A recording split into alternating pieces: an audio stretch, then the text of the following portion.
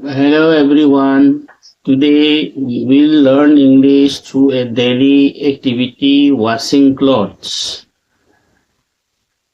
Hello mayam punamang ngasidi ꯑꯩꯈꯣꯏꯅ ꯅꯣꯡꯃꯒꯤ ꯇꯧꯕ ꯑꯩꯈꯣꯏꯒꯤ ꯀꯔꯤ ꯍꯥꯏꯇꯥꯔꯦ ꯐꯤ ꯁꯨꯕꯒꯤ ꯃꯔꯝꯗ ꯑꯩꯈꯣꯏ ꯇꯝꯕ ꯇꯥꯔꯦ ꯑꯗꯨꯅ ꯑꯩ ꯃꯌꯥꯝꯗ ꯍꯥꯏꯖꯔꯛꯀꯦ I am collecting the dirty clothes ꯑꯩꯅ ꯑꯃꯣꯠꯄ ꯐꯤꯁꯤꯡ ꯑꯗꯨ ꯈꯣꯝꯖꯤꯜꯂꯝꯃꯤ Do you also collect all your dirty clothes first? Nangsu ahanbada amotpa fishingdu loina khomjinbra? Yes. I am checking the pockets. Aidagidi my precautiondu check loina tawrami. Tawri. Always check the pocket before washing the to avoid surprises.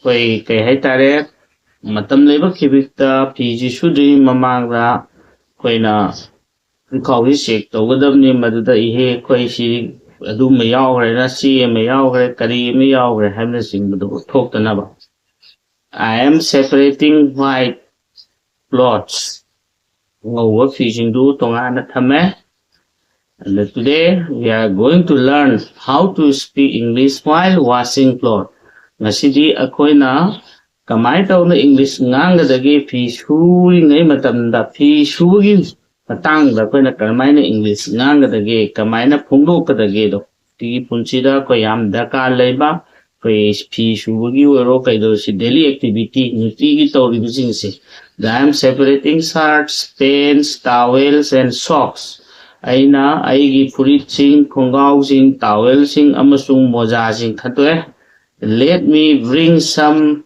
water. Ising khara poraya daidi pouring water into the bucket. Bucket to the ising hajale.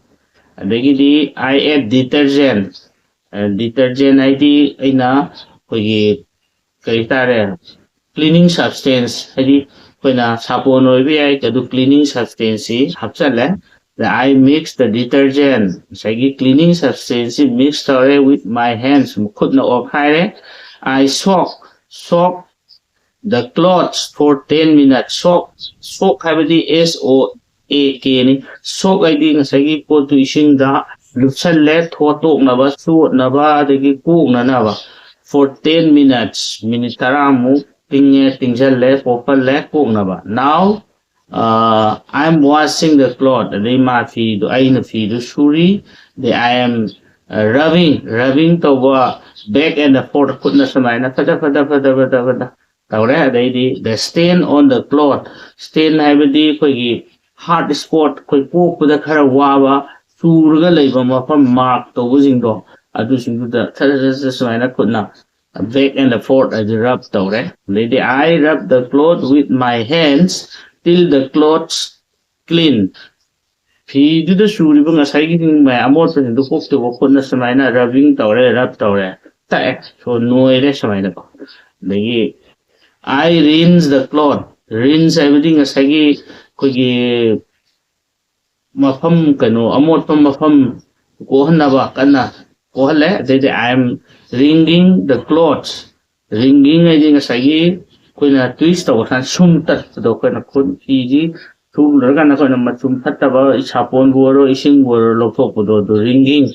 WRINGING the wringing tore adagi now hojikti I am drying the clothes hojikti aina ko pising du kanghalle adagi di I hang the clothes pising du yale koina thauri khangde palangko khangde koina yanba yaba chap Blocks chap koi exposed or in the sunlight insada aduna koina ngasai koi daily activity da koina si nagri ba ngasai vocabulary sing do I amu haijarake you soak SOAK soak habidi to put something in the water for say for wet or soak or clean hadi Meiteilon da haragana ising da karigumba khara tholhallaga pofhallaga sengna bokana badu bokana soak to bokawi SOAK soak rinse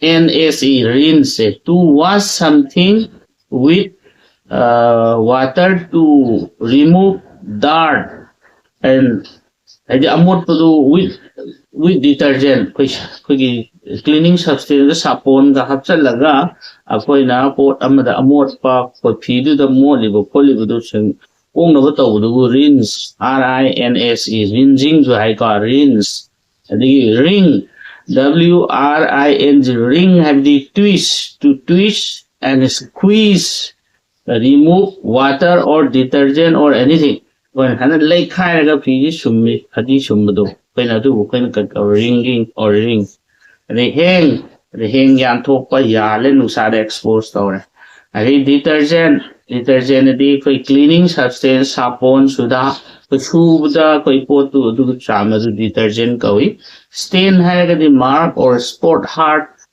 to remove koina lauthongna bu kona bada khara waba mafam suraga leba mafam du koina stain kawi rub by the back and the forth kutna saina tak pas si kawi aduga dry ni kangalle expose in the sunlight nu sada koina hang toro kangal do adu sini and now the cloth will dry this how we can speak English while washing cloth masi ji koina ni koina phi shugi matang na koina practice this sentence daily and speak confidently. Tu numit khudingi hai wahai paring sing se practice tawro adagi speak confidently fajana kiba laitana lanba laitana adum just launa fluency do lani maina mathang and thank you koi mayam puna ku thagat chari and but last but not the least, don't forget to like, subscribe, and comment to the Learn English by Speaking if you helpful to this video.